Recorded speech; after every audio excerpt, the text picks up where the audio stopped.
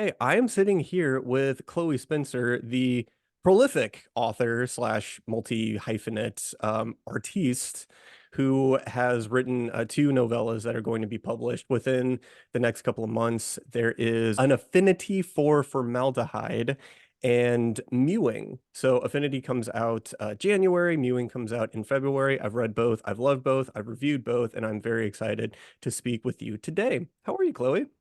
I'm doing great. Thank you. I'm so excited to be here. Awesome, awesome. I'm excited to have you here because you were actually referred to me by I'm assuming it's a friend or an acquaintance, and when they originally reached out and said, "Hey, you should have Chloe Spencer," I was like, I think she might be too cool to be on my podcast. Do you think she's too cool? Like, would she say yes? Because this is opening me up to some embarrassment. And he was like, give it a shot. And you're really enthusiastic about coming on, so I appreciate you getting involved with the podcast. Yeah, well, I'm very excited. It's always fun to be able to go on a podcast and like see how people do like their individual podcasts and interviews and things like that. And I always love to talk about the work and talk about horror and things like that. So it's always fun for me. Yeah, well, you have a lot to talk about. Quite honestly, I told you beforehand we record for about 30 minutes, but I mean, you have so many projects that you have worked on in multiple mediums. This is the Creatives Getting Coffee podcast, and you are sort of the prototypical, or rather atypical, creative who just does everything. I mean, that's Yeah. awesome. So I want to hear a lot about how you're able to do all of these things, but um.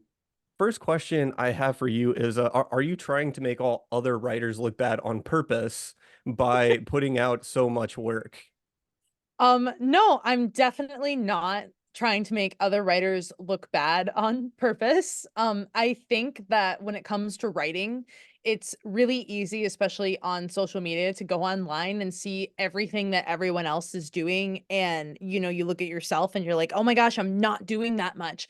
But I think that what I've learned from being a part of like the writing industry and everything is that everybody has their own tips and tricks for like making it forward. So there are like people that I know of who have like, help from family, or like they have, spouses that are super supportive of their writing careers and things like that. I right now am living with family as I transition to find like a place of my own. So that has definitely been helpful for me. It also helps like if you have a super flexible job. I'm really fortunate in that I have a work from home job. So a lot of times a lot of people like they have to deal with a commute, and then they can't like really do anything on their commute, and then they come home and they have other things to take care of. I just log off and then I can start writing again, or I can write on my lunch breaks and things like that. um and I would say that this past year, I've just been fortunate to write a lot and have a lot of time for writing. I think that I believe so. Mewing was not written within the past year. It was actually written after I finished my YA novel, Monster Sona, which released on February 2023. And after which point the contract was signed. And so Mewing has been kind of sitting there for a while. But Vicarious, which released in November 2023, and An Affinity for Formaldehyde were written within the same year, along with another novella that I'm trying to sell. Um, and No I big think, deal. yeah, yeah, no big deal. I mean, I hope that one gets picked up, but that one is kind of like I want it to be horror, but I think it's falling into the realm of dark romance more after. It's about like a giant spider woman, and falling in love with a giant spider woman, which has been super, super fun to write. But I think that another part of it was that I had actually a really rough couple of years. There were some things that I went through, and I ended up actually being diagnosed with post-traumatic stress disorder from these incidents that I went through. For reference, I don't want to talk about them on the podcast, but it's just something to know about me because it's something that I talk about online. But so when it went after that diagnosis, I kind of had to almost retreat into myself a little bit, and I was concurrently with the post-traumatic stress disorder. I had like chronic fatigue. So it was actually really difficult for me to sit up for long periods of time and do, I was used to doing like game development, and I was also used to like running a YouTube channel, which had to stop after that happened.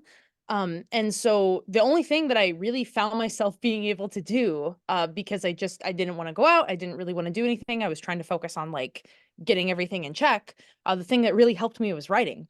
So so I think that kind of period of my life, coupled with the fact that like I've just had the privilege of having a nice work from home job and some familial help here and there, that's really helped me to write. That's a very long-winded answer, but I feel like it's important to have like the whole picture because it's so easy for me. I knew when I was like just starting out as a writer to look at everything that everyone else was doing and go, "Oh my God, like I'm just not working hard enough. I'm not doing it." And really, I think it's about the support system. I'm realizing more and more that across all different kinds of art forms, that you are dependent upon other people, even if it's something like writing a book, which you think of as a solitary act. You're dependent upon other people and like your support system. And I think that that's what's great about it. So, Absolutely. And it's no surprise that there are very few authors, I mean, maybe like a percent of a percent that actually make a living just writing at this point. So, yeah, a lot of people ask about, my writing and how I have time to do all of these other creative things. And I'm like, first step, you just need a work from home job. You just have to, that cuts yeah. down on so much time. Um, Yeah.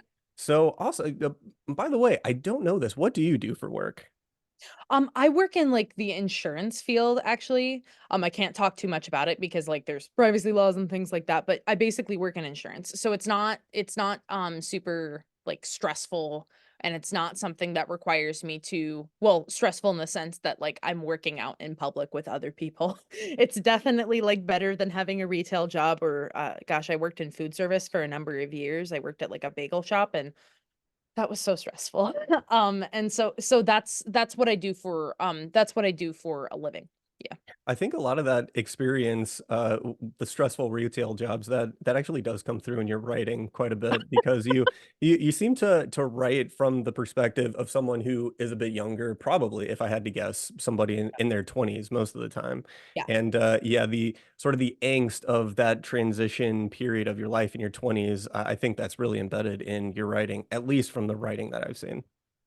Yeah, I definitely for Mewing, the one that we're talking about today, that is Vix, who is that character, who's the main character of that book. She is like in her early 20s. I don't think I ever define her age. In my mind, I think she's like 21 or 22. She's very, very young, which kind of contributes to her naivete.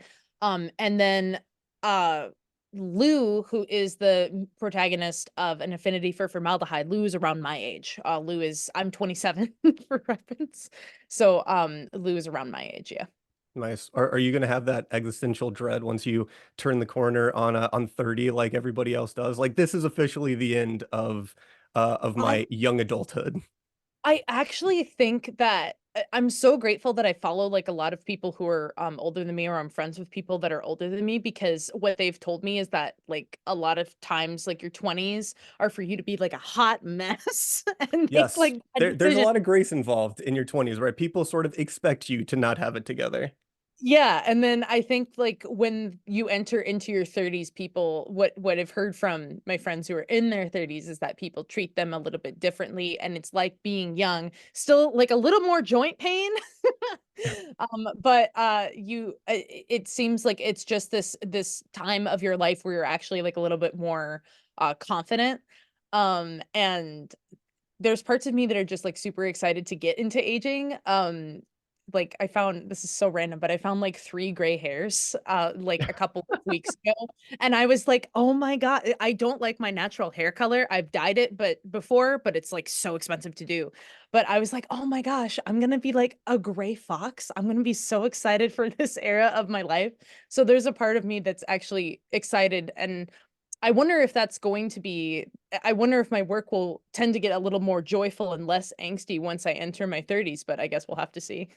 Yeah, I mean, there are some authors like Rachel Harrison is one that comes to mind where you can see in each of her books she's writing from a certain perspective of her age at the time she wrote it, right? So I don't know, maybe you'll do something similar. But before we go any further, we should give some synopses of both of these books we're talking about today. So do you want to first give us a synopsis of An Affinity for Formaldehyde?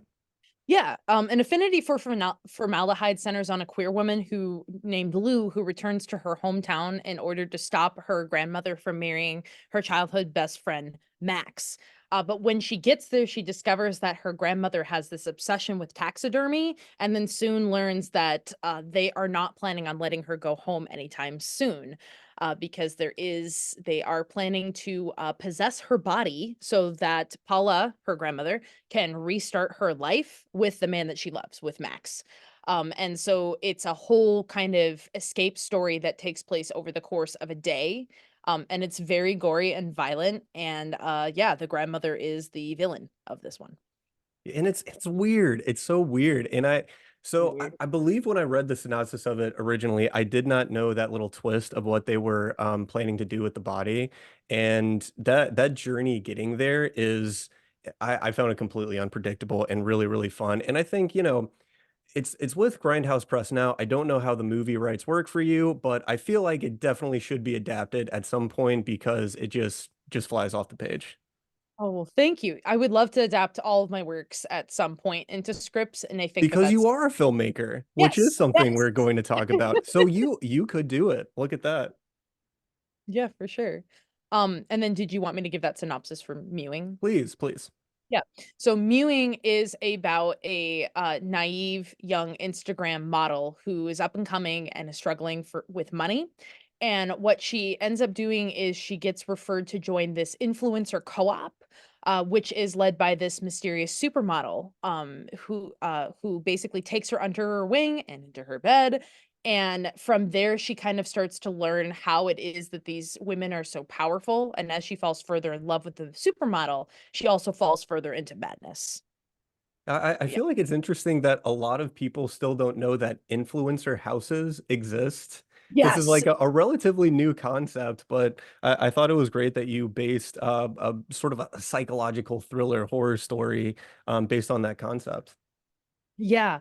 I was coming off of when I started writing Mewing, I was kind of coming off of finishing grad school, and I had done my MFA thesis film. It was a short horror film called Serotonin. It's not available online because honestly it's really really rough. So it's not if Well, that ever I still want to see it, so send it to me, but don't make it available. I yeah, I probably will just send it and then not make it available. There's, like, some issues with, like, how some of the effects were pulled off. But that was a thesis film that centered on a young girl who basically performed surgery on herself so that she can look like her favorite influencers. And that film, I loved writing that script and I love the concept behind it, but because it's a school project, there's other people's hands in it. And I didn't feel like I had gotten out everything that I wanted to say about like body image issues and like social media and kind of like parasocial relationships and those kinds of interactions. So I basically sat down to write Mewing, and that's how Mewing kind of came about. Awesome. Yeah. Yeah, and it's a really interesting experience that you have from both a filmmaking perspective and just writing in prose form because people ask me sometimes about filmmaking, like which do I prefer, filmmaking or prose? And it's like filmmaking is it's pure creation, right? So it's really fun, but prose, you have complete control over everything. The end product in filmmaking, you have no idea what it's going to be until you screen it somewhere, right? Yes. Yeah. So Serotonin had the opportunity to be at like a couple of film festivals. It didn't get into very many because again, like there were so many issues that happened with this production that would comprise like the entire 30 minutes that we have for this podcast. It was wild how I just had the worst luck. Everything went bad. Everybody has film school stories. Like they're there, you know?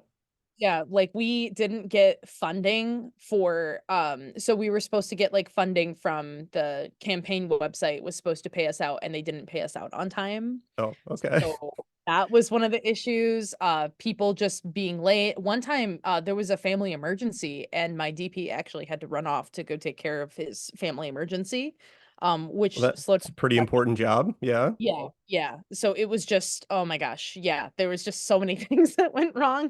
I'm surprised that I even had a final film looking back. Yeah. Well, so let's talk about the books again. So since both of these stories as I said, tend to unfold in pretty unpredictable ways, I would think. What is your writing process? Do you think about some of the most predictable ways it could go and then try to veer off in different directions, or what does it look like for you? That's a really good question. So I don't think with my writing process, I used to kind of be a fly by the seat of my pants person. Mewing was written from this fly by the seat of my pants perspective where I just didn't know what I wanted to do going into it. Um, I just had like the basic kind of concept in mind, and then as I wrote, things sort of came to me. Affinity, I think, was a little bit different. Affinity, I had always wanted to publish with Grindhouse Press because they've put out just like amazing work. Christopher Triana's works were first published with Grindhouse Press. There's Ali CA. I'm probably mispronouncing her name. I am so sorry. But like they have just put out incredible work that like is really just kind of like sickening, but also very thought provoking. And so I had wanted to publish with Grindhouse for a while.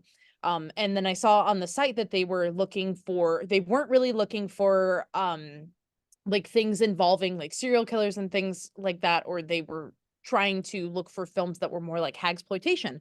So with an older like protagonist or an older villain, old woman as the villain. And I kind of went into that and I was like, oh, well, I've got like some thoughts about like relationships to like grandparents and things like that. Which my relationship with my grandparents has been pretty strenuous, I would say, except for my grandfather who passed away within the past couple years, Grandpa John. He was the only grandparent that I think I had a very good relationship with, and even then, that was kind of at like a little bit of a distance because I was the youngest. I was the youngest grandchild that he had, so it's kind of like over it. But he still did some really amazing things for me. He like made a bench. But that being beside the point, I think I sat down with Affinity and I wrote a little bit of a pager about what I wanted to kind of cover and how I wanted the journey to go. And I knew it was something that I wanted to be short. And I knew it was something that I wanted to involve like body horror and kind of explore generational trauma and the idea, just those kinds of ideas. So I guess that being said, I don't really have a single solid process for when I approach a piece. It's just kind of sometimes it's just kind of vibes and sometimes it's just kind of what I feel like the story calls for. I'll try to write for longer works. I do try to use like a beat sheet and that kind of structure. But for novellas, I think that the best part about a novella is that they're very freeing and they can kind of go in whatever direction you want them to go and it's not going to be too weird. I love it. Everybody's different, and you know what? Some people just got it, you Yeah. know? I actually do know some people who they will try to plot out something and they'll have like a list of 5 to 10 alternate endings where it's like, these are the first ones I thought about, therefore I'm not going to use them. So I was wondering if you did anything similar, and clearly not, but hey, it's working for you. Keep going. I think that the with mewing, I think that the there's like some paranormal elements or like some demonic elements that kind of get introduced like later in the script. That I think those were the ones that were the most left field, and I do remember thinking to myself, I need to like veer this completely left field because otherwise it's just going to be something where like yes you can have the body horror and things like that, but I wanted to make it more horrific, and the demonic presence was something that I wanted to implement to kind of, it's supposed to be like a kind of commentary on nepotism or supposed to symbolize nepotism, the idea that you have to do something or know something, in this case a demon, to get to the top of where you want to go, and kind of the sacrifices that come along with that and the consequences that come along with that as well. I love it. It's a really big swing, and uh, on one hand, it seems to come out of nowhere, but still seems to fit into place with the overall story.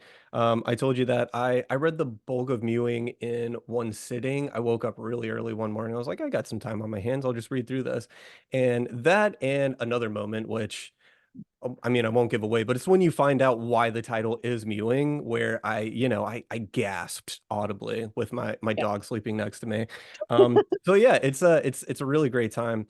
You mentioned hagsploitation, which I haven't heard of before.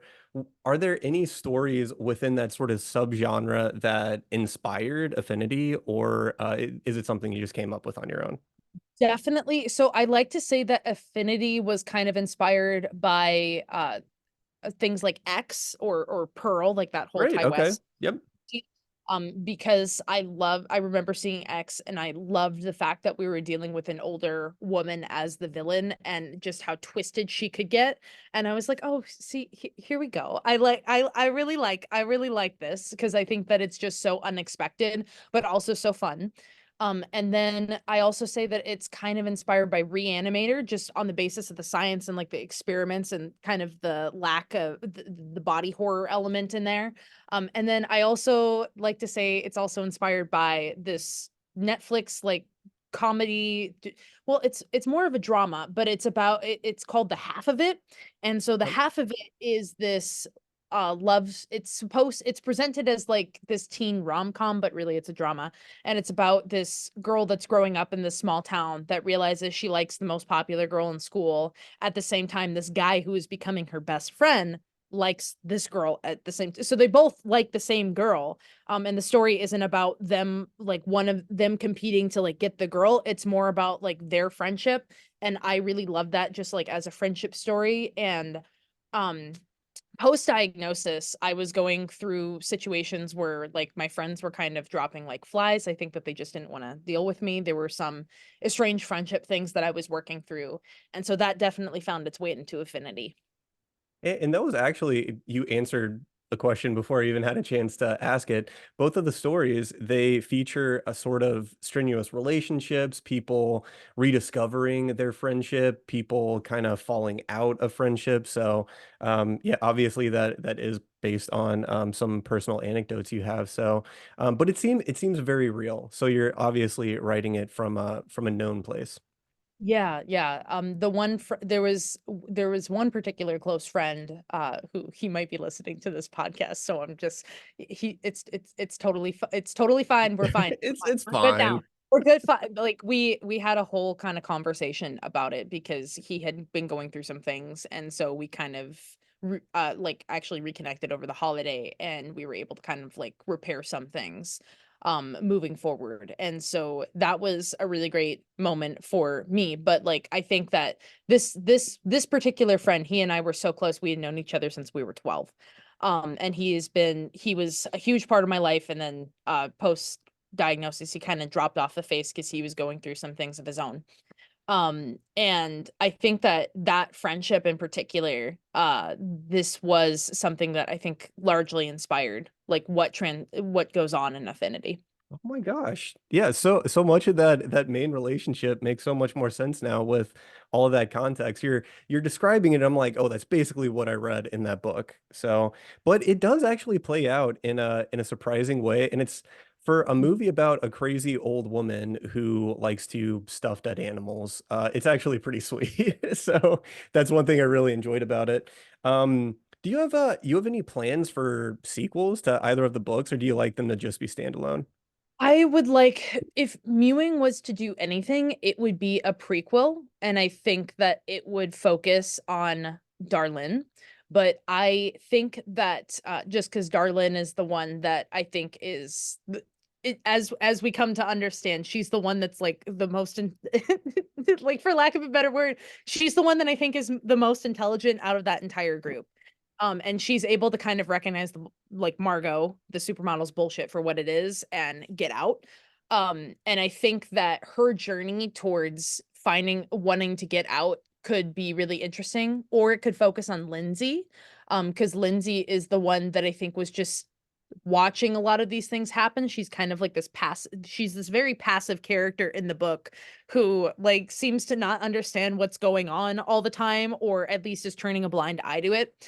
So that would be an interesting take. Affinity, I actually don't think that there would be a sequel idea that I could explore with that unless it was to focus on Max. But I don't know, like, I just don't feel like there is a big I don't feel like I have many ideas for a sequel for Affinity. I finished writing the sequel for another work, that I published recently, and that's the one that I think I'm most excited for because those characters were so much fun, and I can't wait I just could not wait to explore, like, more stories and, like, more offshoots, because things were just so wild with them, but yeah. Awesome. Well, it seems like a lot of the stuff you write, it tends to, even if it's more kid friendly, it tends to skew into darker kind of horror thriller territory. So, what compels you to write darker stories like that? I think that for me, writing darker stories is something that can provide emotional catharsis. So for me, I really like to kind of think of things that I've gone through in my life and maybe figure out a way to write about them that's not just like directly lifting from my life. Like, Affinity is inspired by that friendship that I have with my friend that I've known since I was 12. But like, Max is nothing like my friend. And I did that very intentionally so that it wouldn't be like, you're this is autobiographical. This is so weird. So I did that very intentionally. And I think that for me, when you watch a character kind of go through these worst things imaginable, things that just fill us with so much dread, but then come out the other side. In some situations, like having saved themselves or having saved another person, I find that very like empowering and very healing.